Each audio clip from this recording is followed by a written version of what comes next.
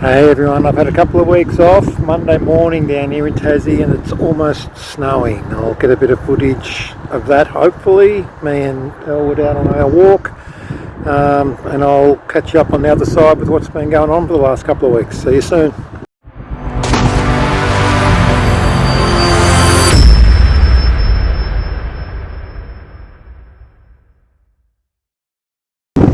So that's my mate Elwood. We walk every morning and that's rain, hail or shine, or in this case we've kind of got a little scud of rubbish coming off the mountain at the moment, which involves a couple of little flecks of snow in the last couple of minutes, which I didn't plan for when I came out this morning. So we'll throw Elwood's stick a couple more times and hopefully, oh god, here comes some more. I don't know whether that's coming through on the camera. I'm going to go and get under the shelter. It's coming in nasty. Gotta love Elwood. He's out there not caring too much about this appalling little squall that we're having. Can't believe we're 5 weeks from the dog here. Can't believe we're 5 weeks from summer and it's trying to snow. That's crazy. And Elwood doesn't give a rat's.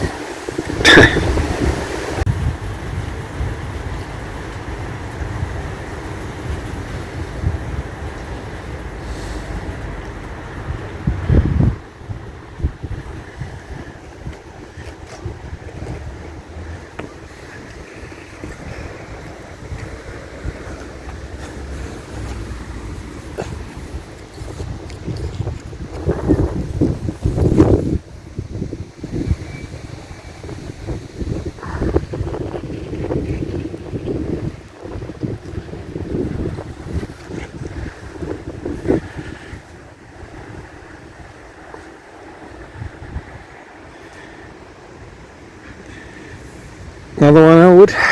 Hey, no. Cheeky boy. Right, enough of that dog nonsense. It's still pretty cold. Can't even see the mountain at the minute. We've had some pretty heavy squalls today. It's rather lousy weather.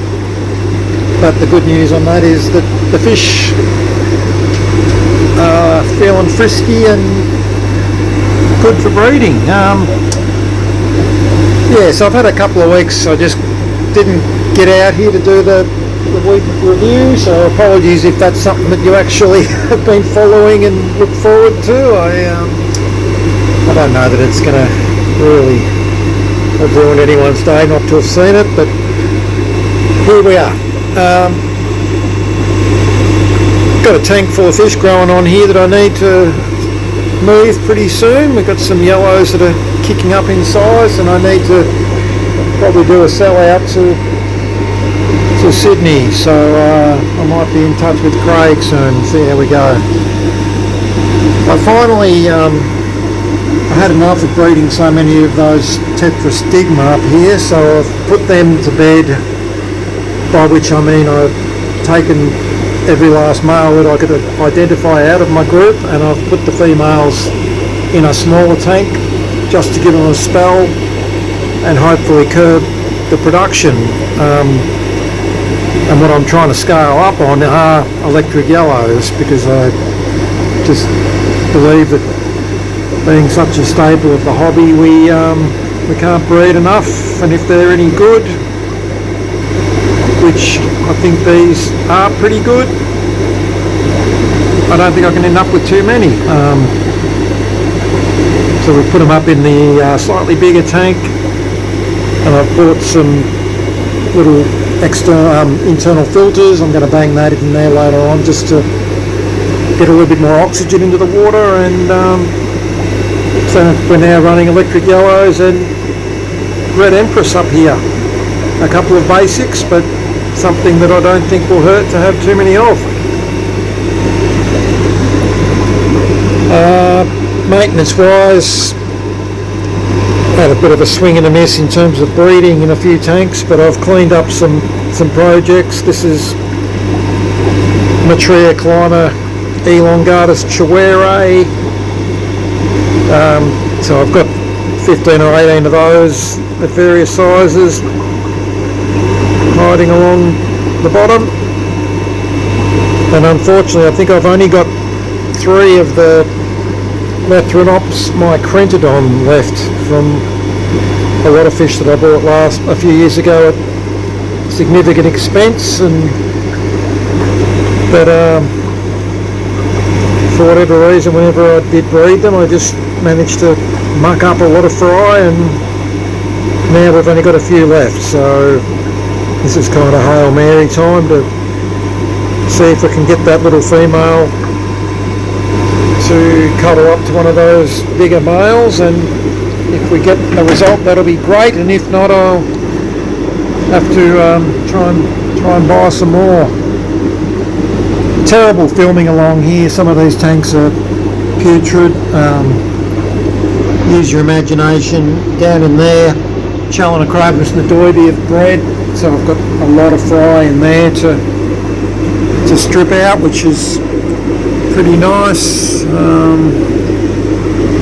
Where was I looking a minute ago? I think I might have a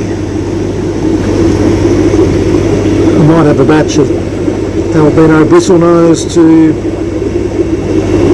pull out. I think this bloke's fanning, and he's well out of the tube, which is usually code for go time to catch those and rip them out.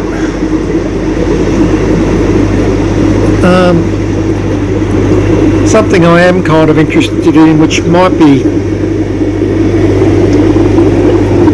something that I haven't bred for a long time, that is a Alta Lamprologus compressiceps Sumbu shell, and this bloke's guarding that tube pretty hard, which I've seen them do this when they know there's bristlenose eggs in there and they want to feed as the baby bristlenose come out, but I suspect I might have a female Sumbu in there because I can only see, I believe I've got 2 pairs in here, and that's one boy, and he's not moving for love nor money from that tube, and unless the other male comes in the area, and I'm only seeing one, just trying to find her, one of my Sumbu females out, so that is something that I've got to get a plan, because obviously the comps and things are high value and they're a lot of effort, but this is why we bought them. We want to try and breed the bloody things, so I've got to come up with a small tank and start hatching some baby brine and get ready to rock and roll. I got excited last week. I finally moved these Nasuta Capilli Golds up here, and this boy has built himself a pit there in the middle of the tank, which is the first time they've got around to that. And he's been looking magnificent yellow, but apparently that's not what we want from the breeding point of view. It's when they go getting ready to breed that they go quite dark, which he did recently, and I thought that maybe I'd had a success with a mouthful, but the 2 females that I've got were both feeding again today. So what I am worried about is these white calvers seem to like hanging very close to the pit, so maybe we had some egg thievery go on, which possibly resulted in a small mouthful. So I've got to probably move one or other of those species out to try and get that result over the line.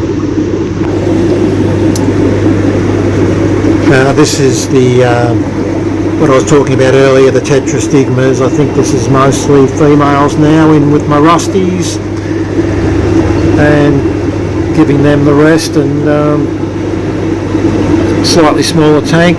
Now that there's no males there to chase them around, they'll be fine to condition on, and we'll think about breeding some of them a bit later on.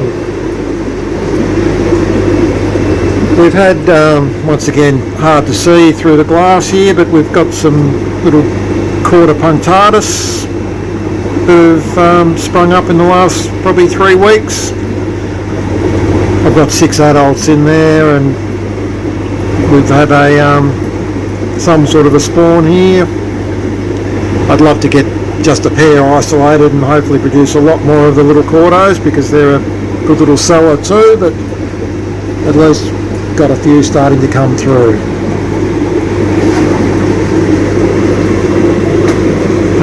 Finally, I had a tank to fix.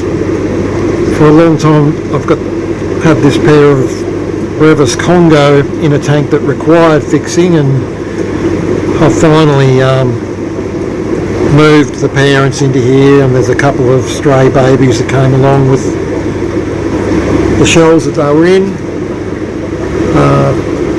and hopefully we'll get a secondary spawn now. And we did, I think there's 30 odd fish up there, little Congo Brevis.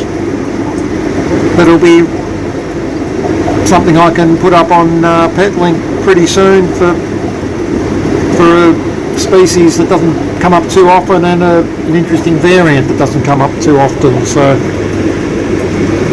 tangs are my passion, as I've often said, and nice to produce a few of something a bit different. I don't know whether I'll find the fish down here. I finally cleaned up this tank, which has got one of the few American cichlids I've got in the room. In here I've got what I believe to be a trio of golden dwarf cichlid, the Nanacara anomalae, I think they're called. And it's just something that I had a bit of a thought bubble on, in terms of being able to raise and hopefully breed them in one of these small tanks. And they've been down here for a long time now, and they're getting along fine. I think I just need to give them some form of live food, and I'm trying to pull my finger out and get Daphnia going again properly this summer, and the mosquito wriggles will come on soon. And I did buy some blackworms recently, but I don't know that that's worked properly either. And for the same reason, I'm trying to work with some Pelvicochromis tanniatus, or silvaes, I think they're called.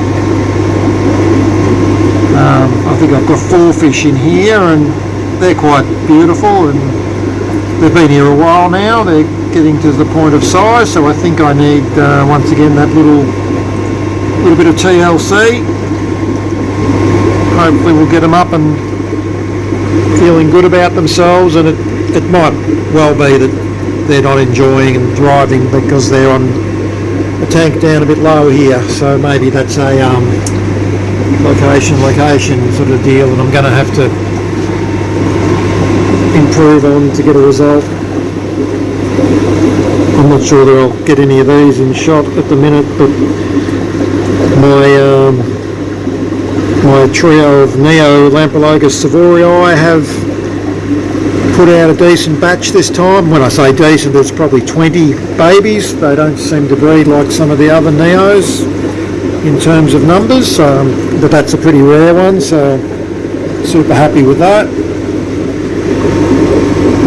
Trying to fire these mustax up, beautiful fish that I got from Kev. Hello Kev, if you're about. Once again, I think some live food in there might get things a jumping and a rocking. We've got, this is another Brevis. This is the Icola of the sunspot, so that's our dad here. I think Mum's in the shell. Looks like her there. Yep.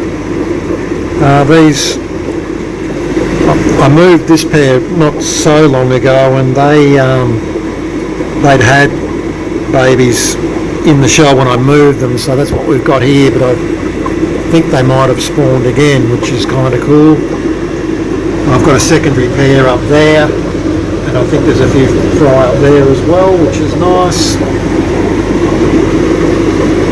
This is my tank that I fixed from the Congo Brevis, empty and ready to go, and I need to pull out what I think I'm going to throw in here is some Lamprologus Coelurus Megaras, which I have back around the way, and they just need their turn.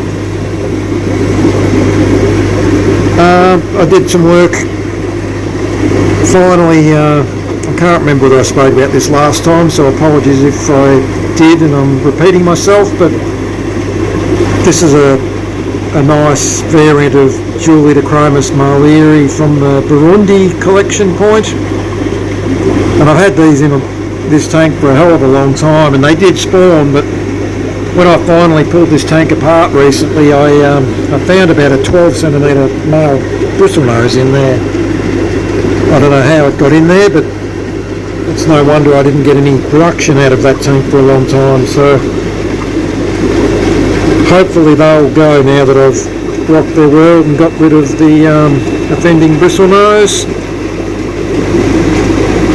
Down here we've set up a group of now Lamprologus walteri, and same thing, I just think a little bit of live food will kick them in the guts and get them started.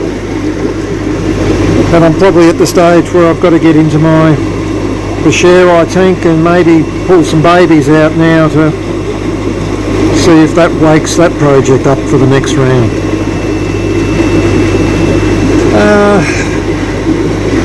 And that's same goes for sorry, once again a dirty tank, but the blue Rockies in here are almost at the stage where I can probably catch some babies out of there and see if we can get Angry Mama to go again. Okie dokie folks, I think that's probably enough at this stage for this week. Thanks again for watching, and I hope to see you another day.